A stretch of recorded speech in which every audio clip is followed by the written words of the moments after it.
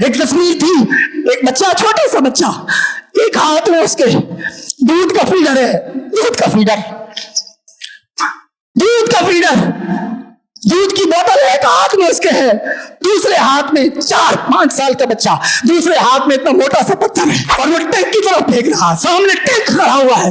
اور ایک چلا رہا، میری بکریاں قربان سے ایک پتھر پر، میرے نمازیں قربان، ان پیروں کی گدیاں قربان، ان زاہدوں کی زہد قربان، ان کے نوافل قربان، ان کی شب زندگاریاں، شب بیداریاں اسے ایک پتھر پر قربان ہے، جو بچہ ہاتھ میں لے کر ٹینک پر پھینک رہا ہے، دوسرے ہاتھ میں ایک فیڈر پکڑا ہوا ہے۔ تمہارے ہاتھ میں تو اللہ تبارک و تعالیٰ نے قوت دی ہے، ہم کہتے ہیں چلو تم میں ہمت نہیں ہے، تم میں حمیت نہیں ہے، غیرت نہیں ہے، چلو بھائی کم از کم اتنا ہی اجازت دے دی جائے کہ ایک ہاتھ پتھر تو ہم بھی جا کر، ہم نے بھی حضور کے نام کا لنگر بہت کھا لیا،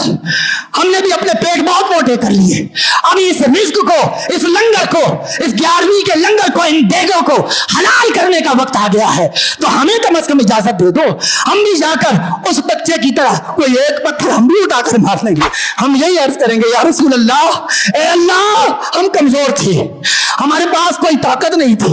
لیکن جو طاقت تھی ہمیں اپنی ریاست کی طرف سے اجازت ملی، ہمارے پاس کوئی گن، کوئی اسلحہ اور تو کچھ نہیں تھا،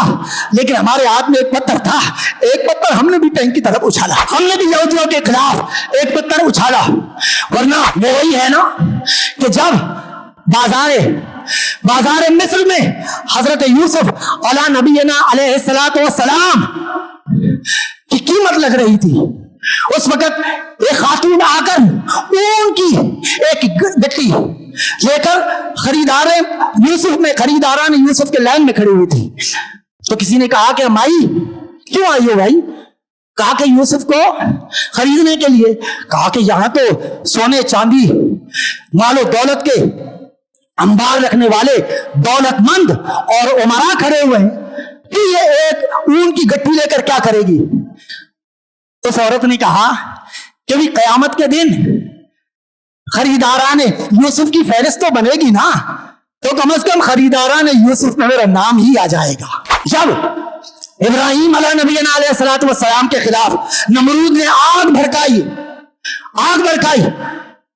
تو جناب ایک چڑیا اپنی چونچ میں پانی کا ایک قطرہ لے کر اس جو آسمان سے اس کے شعلے باتیں کر رہے تھے، وہ چڑیا اڑتی آئی، تو کسی نے کہا کہ بھئی اس سے کیا ہوگا؟ کہا کہ جس وقت فہرستیں بنیں گی کہ نمرود اور نمرود کے حامی آگ بھڑکانے والوں میں شامل تھے، تو میں چڑیا ہی صحیح، تو میں کہوں گی کم از کم ابراہیم کی آگ بجھانے کے لیے میں نے بھی اپنا حصہ ڈالا ہوا ہے۔ تو ہر مسلمان اپنے اپنے اعتبار سے، اپنے طاقت و قوت کے اعتبار سے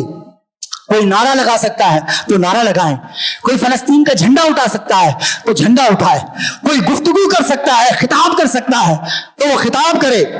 لوگوں کے جذبوں کو بیدار کرے، ان کے سامنے حق بیانی کرے۔